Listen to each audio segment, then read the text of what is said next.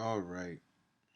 Blank began arriving to Jamestown as fixed-term servants, but as the years passed, Africans became slaves with no chance of attaining their freedom. All right.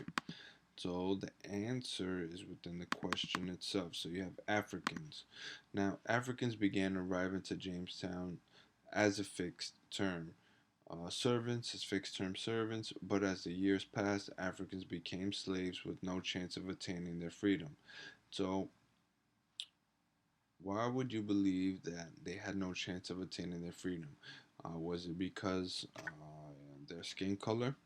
Mm, that might have, you know, catalyzed something. But then eventually, what had occurred here, if you take the sequence of historic events, of course, right? There were white slaves too. They weren't called slaves. They were indentured servants. Okay, so you have white indentured servants coming in, and then you also had black indentured servants migrating to the Americas, right? So they all were indentured servants at one point.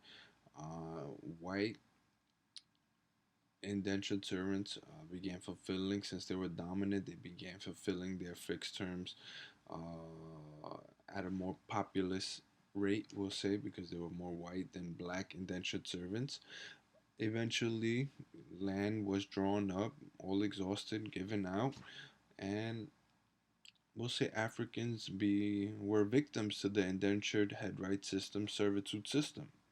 Right, so they fell victims. The blacks did fall victims to the head right system.